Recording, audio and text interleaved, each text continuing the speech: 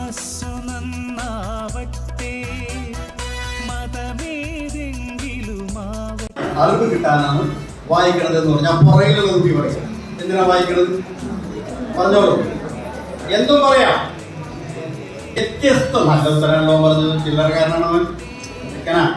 വ്യത്യസ്ത കാര്യങ്ങൾ മനസ്സിലാക്കാനാണ്. കാര്യങ്ങളെല്ലാം ഒരുപോലെ എല്ലാം വ്യത്യസ്തമാണ്. വ്യത്യസ്ത കാര്യങ്ങൾ മനസ്സിലാക്കാനാണ് വായിക്കുന്നത്. ഓളെന്ന് പറഞ്ഞേ സാഹിത്യപരമായ നമ്മുടെ കഴിവ് വർദ്ധിപ്പിക്കാനാണ് വായിക്കുന്നത്. പറഞ്ഞ ഉത്തരം നിങ്ങൾ കേട്ടുവാരെങ്കിലും ഞാൻ ആ പന്തെടുത്ത് മറ്റുള്ളവർക്ക് കളിക്കാൻ കൊടുക്കും. ആർക്ക് കൊടുക്കും?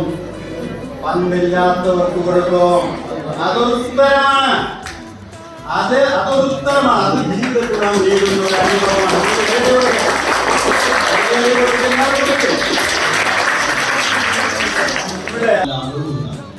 എന്റെ കുട്ടിക്ക് കഴിവുണ്ടാകണം.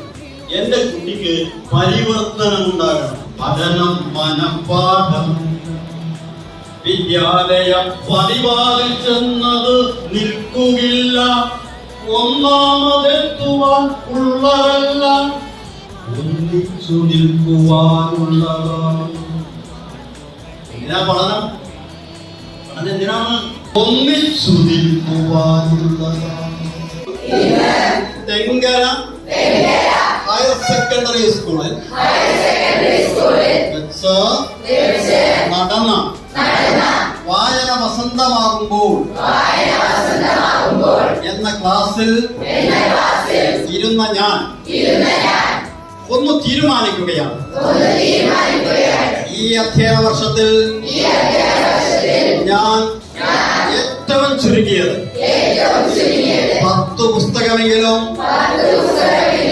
ഈ സ്കൂൾ ലൈബ്രറിയിൽ നിന്നും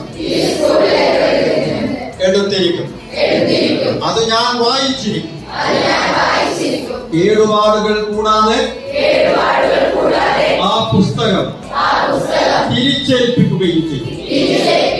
വായനയിലൂടെ എന്റെ മനസ്സും പ്രവർത്തനങ്ങളും മാറുക തന്നെ ചെയ്യും. പരിവർത്തനത്തിന് ഞാൻ വിധേയമാകും. തെങ്കര ഹയർ സെക്കൻഡറി സ്കൂളില് 2 വർഷത്തെ പഠനം കൊണ്ട് എന്റെ ജീവിതത്തിൽ വലിയ മാറ്റം വരുത്തുമെന്ന് ഇവിടെ വെച്ച് ഞാൻ ദൃഢപ്രതിജ്ഞ ചെയ്തുകൊള്ളുന്നു. മക്കളിരിക്കും.